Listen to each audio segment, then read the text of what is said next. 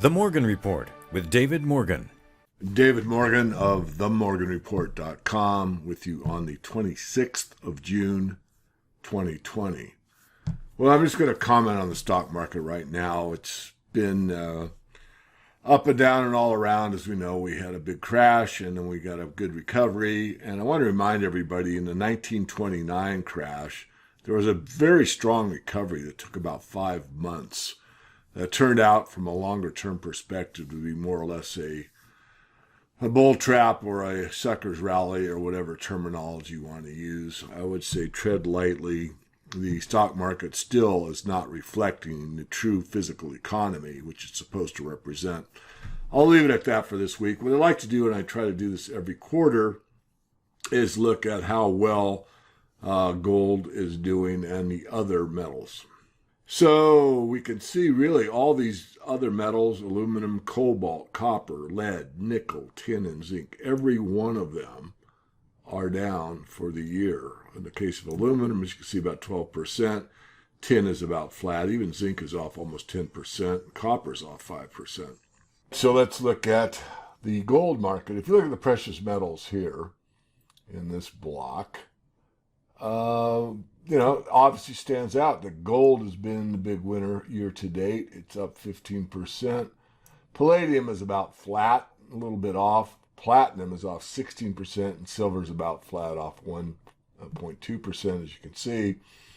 And the gold-silver ratio is up 16%. I think we all are aware of that. Then when it follows the silver market, at least even at a cursory level, and of course the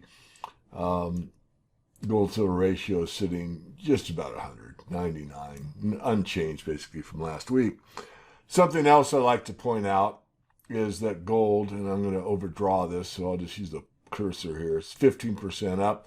The HUI is only 10%, which means that if you invested in the basket of stocks that represent either the XAU or the HUI, that gold outperformed those stocks, which is something that Mike Maloney has taken some time lately on a few videos to point that out.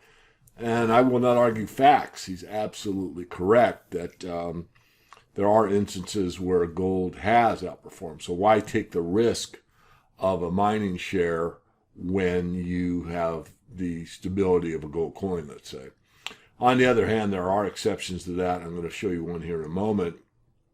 And it's a lot to do with sentiment, timing, what the general market's doing, a lot of other factors. But regardless, I wanted to point that out. Crude, I do follow energy, not as avidly as I follow the metals, but you can see everything in the oil complex pretty much is down for the year. Not surprising with oil going negative the other month, but crude's off 35%, heating oil off 40%, natural gas 23%, and gasoline off 25% for the year. So that's sort of a snapshot of where we are in the metals and the oil complex halfway through 2020. There's one standout and one standout only, and that's gold. That's what's basically your best performer so far this year, basis what we're looking at here on the screen. All right, so now I'd like to get into what I was just talking about on the stock side. Obviously, I protected the name of this for our paid members, but we like this for a variety of reasons, and we basically got everyone involved, if they cared to, in this speculation at around this level, call it 15 cents. We're already up to 48 cents, which is a penny stock. This is where I teach bet a little, win a lot. You can see the volume has been phenomenally large relative to what the volume was way back here, which is very, very minuscule. I like this company for a variety of reasons, but it fits my favorite speculative model, which is, number one, it's a producer. Now, this is really a near producer. They will be producing this year, so they're in production. So that gives some stability. Plus, we know it's a mine. It's got the goods. It's got the gold. It's not looking for gold. It has found gold, and it is mining gold. But that's the first criteria. And the second one is that it is producing, and it's got huge upside potential due to the fact that there is the area that they control that hasn't been explored all the way yet. and it's mirroring an area that has basically a 5 million ounce deposit. So is this a 5 million ounce deposit? I have no idea. What I do know is what the sister property has, and that is that level. So if this one does have that kind of potential, you've already tripled your money. What I teach is similar to almost anybody in the industry on the speculation, which means when you double your money, sell one half of it and ride the rest for free. It's called a free trade. Marin Katusa calls it Katusa trade or something like that. It's basically the same thing. I think I was first acquainted with that from Jim Dines way back 35, 40 years ago. Regardless, it's already tripled. So in this case, you'd probably be able to sell 1/3 of it right now and ride the rest for free on a speculation. That's a good thing to do. And then if this becomes a 5 million ounce deposit, which it may not, you would see upside. That is the reason that we do speculate. So I'll leave that alone and move on to the rest of the news. Well, this is an article, sort of wish I'd written it. Certainly is somebody I feature quite often. I hope to someday meet Charles Hughes Smith in person, but I certainly admire his writing and his thinking. So I'm just going to read the start of the article. It's not very long, but I've got to move on. The Russian dominoes are toppling once you allow your economy to become dependent on extremes of debt, leverage, inequality, legalized looting, monopoly, pay-to-play politics, and speculative asset bubbles. A depression is inevitable. Absolutely. And the next sentence, which I totally want to state, he said it, but I totally agree with it. The pandemic lockdown will be blamed for the Greater Depression, which is what I talked about for my paid subscribers and here on this free service a few weeks back, quoting Elliot Janeway. But the lockdown only toppled all the dominoes that were already lined up. In other words, the bankers have a perfect excuse. It was this, CV 19er, CV.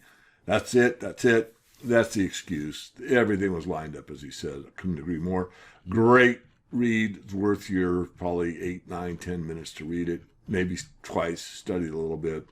And be prepared. This is no joke. We are in a new paradigm. The reset has begun, and we're not sure how it's going to end, but we know it's going to be much different. It's going to be a lot higher food prices across the board on almost all foodstuffs. Maybe some will remain the same, or a few maybe go down, which is doubtful, but that's possible.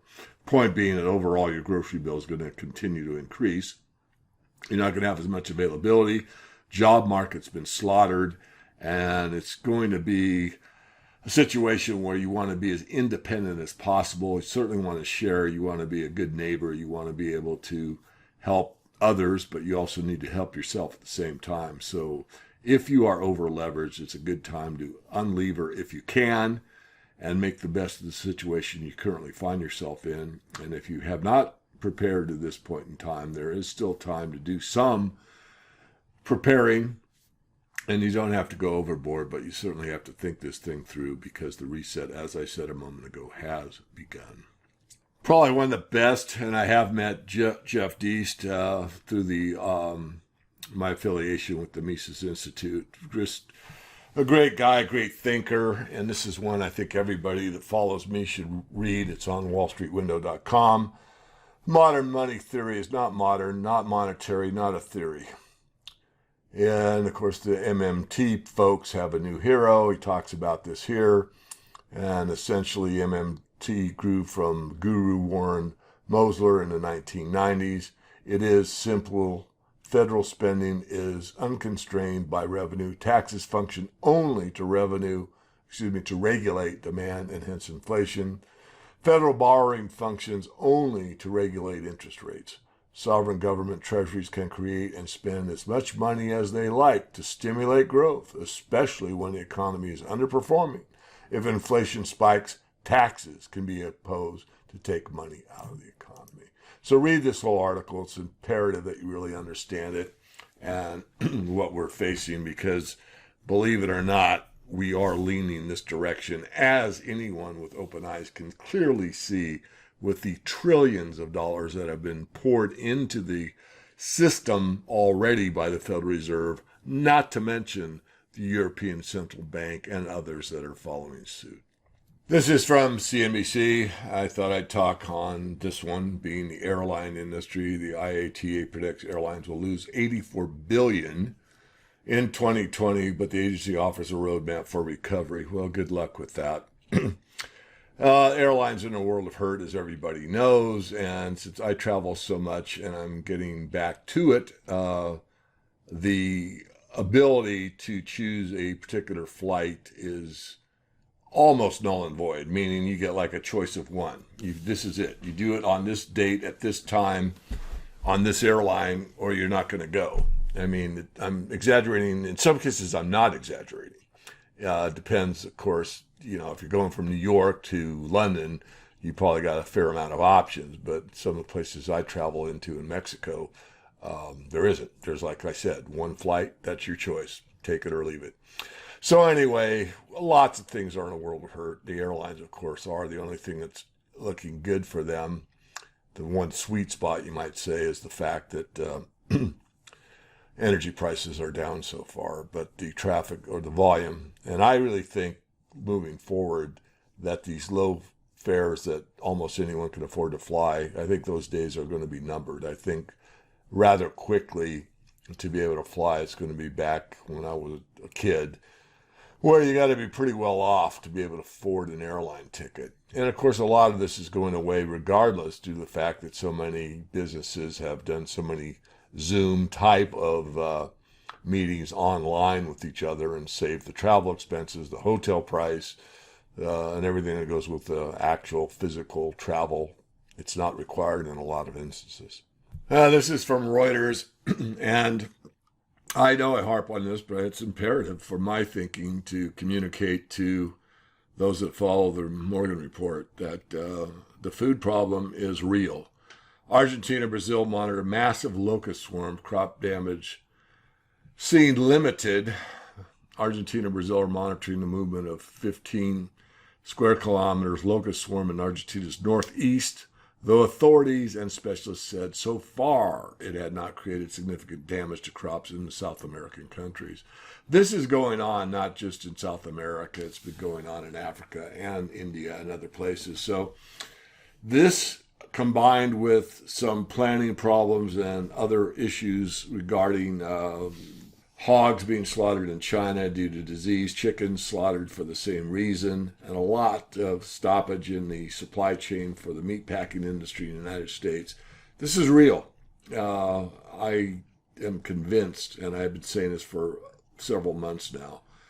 So part of your prep should be to stock up on food in a reasonable way, I would say. And you can take that or not. But you have been hearing it for week after week after week on this weekly perspective. I'm going to finish with energy this week. I already talked about gold at the very beginning and gold stocks, so let me just finish. This is from energyskeptic.com, well thought out, well researched. Peak energy and resources, climate change, and the preservation of knowledge. So the title on this article is Global Oil Discovered 7.7 times less than consumed in 2019. So, I don't know where you stand on the peak oil argument. What I want to point out is this fact that a lot more was consumed than was discovered last year. And it goes through the tables here from 2013 to last year. You can read the article, certainly probably 8-9 minute read. I think you need to stay as factually correct as possible in all aspects, but certainly the energy situation, although energy is off, as I showed earlier in this update, substantially, it may not remain so. So be advised on that. I will leave you with my favorite statement. There's nothing more powerful than the truth, and be willing to speak the truth.